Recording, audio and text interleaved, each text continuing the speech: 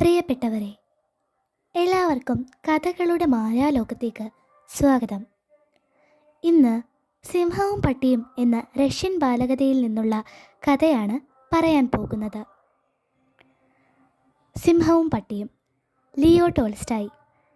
ലണ്ടനിൽ വന്യമൃഗങ്ങളെ പ്രദർശിപ്പിച്ചിരിക്കുന്നു. അവയെ കാണുവാൻ ആളുകൾ പണം കൊടുക്കണം, അല്ലെങ്കിൽ അവയ്ക്ക് കൊന്നു തിന്നുവാനായി പട്ടികളെയോ പൂച്ചകളെയോ കൊണ്ടുകൊടുക്കണം എന്നായിരുന്നു വ്യവസ്ഥ. വന്യമൃഗങ്ങളെ കാണണമെന്ന് ആഗ്രഹമുള്ള ഒരാൾ തെരുവിൽ നിന്നൊരു പട്ടിയെ പിടിച്ച് അതിനെയും കൊണ്ട് പ്രദർശന സ്ഥലത്ത് ചെന്നു. അയാളെ അകത്ത് പ്രവേശിപ്പിക്കുകയും ആ ചെറിയ പട്ടിയെ സിംഹത്തിന് തിന്നാനായി സിംഹക്കൂട്ടിലേക്ക് എറിയുകയും ചെയ്തു. കൊച്ചുപട്ടി വാൽ കാലുകൾക്കിടയിലേക്ക് വളച്ചു വച്ച് ഒരു മൂലയിൽ ഒളിച്ചിരുന്നു. സിംഹം അതിനെ മണത്ത് നോക്കാൻ അവിടെ എത്തി. അപ്പോൾ പട്ടി മലർന്നു കിടന്ന് കാലുകൾ മേലോട്ടാക്കി വാലാട്ടി തുടങ്ങി. സിംഹം കാലുകൊണ്ട് അതിനെ കമഴ്ത്തിയിട്ടു. പട്ടി ചാടി എഴുന്നേറ്റ് പിൻകാലുകളിലിരുന്നു. സിംഹം ആ ചെറിയ ജന്തുവിനെ നോക്കി തല ഇരുവശങ്ങളിലേക്കും തിരിച്ചുകൊണ്ടിരുന്നു. എന്നാൽ അതിനെ തൊട്ടില്ല. ഉടമസ്ഥൻ സിംഹത്തിൻ്റെ ഒരു മാംസ കഷ്ണം ഇട്ട് കൊടുത്തപ്പോൾ അതൊരു ചെറിയ കഷ്ണം പട്ടിക്കായി ബാക്കി വെച്ചു. രാത്രിയിൽ സിംഹം ഉറങ്ങാൻ കിടന്നപ്പോൾ പട്ടിയും അതിൻ്റെ അടുത്ത് കിടന്നു.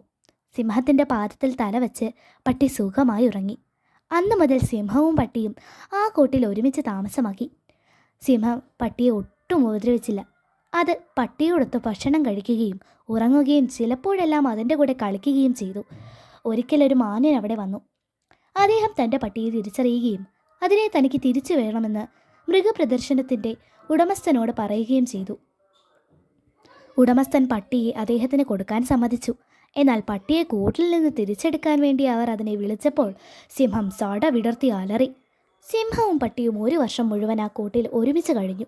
അതിനുശേഷം പട്ടി സുഖക്കേട് പിടിപെട്ട് ചത്തുപോയി. സിംഹം ആഹാരം കഴിക്കാതെ പട്ടിയെ മണക്കുകയും നക്കുകയും ഉള്ളങ്കാൽ കൊണ്ട് തടവുകയും ചെയ്തു. പട്ടി ചത്തുപോയെന്ന് മനസ്സിലായപ്പോൾ സിംഹം ചാടി എഴുന്നേറ്റു. അതിൻ്റെ കുഞ്ചിരോമങ്ങൾ നിവർന്നു. അത് സ്വന്തം ശരീരത്തിൽ വാലിട്ടടിച്ചു. ഭിത്തിയിൽ ചെന്നിടിച്ചു. കമ്പിയഴികൾ കടിച്ചു മുറിക്കാൻ ശ്രമിച്ചു. അതന്ന് മുഴുവൻ അലറിക്കൊണ്ട് കൂട്ടിനുള്ളിൽ അങ്ങോട്ടും ഇങ്ങോട്ടും നടന്നു. ഒടുവിൽ പട്ടിയുടെ അടുത്ത് വന്ന് കിടന്നു. ഉടമസ്ഥന് പട്ടിയുടെ ശവം കൂട്ടിൽ നിന്ന് മാറ്റിക്കളയണമെന്നുണ്ടായിരുന്നു. എന്നാൽ സിംഹം ആരെയും അങ്ങോട്ട് അടുപ്പിക്കുകയില്ല. മറ്റൊരു പട്ടിയെ കൊടുത്താൽ സിംഹത്തിൻ്റെ ദുഃഖം മാറും എന്ന് വിചാരിച്ച് ഉടമസ്ഥൻ ജീവനുള്ളൊരു പട്ടിയെ കൂട്ടിനുള്ളിലേക്ക് കയറ്റിവിട്ടു. മരിച്ചുപോയ തൻ്റെ കൊച്ചു ചങ്ങാതിയെ ഉള്ളംകാലുകളാൽ കെട്ടിപ്പിടിച്ചുകൊണ്ട് അത് അനങ്ങാതെ കിടന്നു. 5 ദിവസം അത് അങ്ങനെ കിടന്നു. 6-ാം ദിവസം രാവിലെ അത് മൃതിയടഞ്ഞു.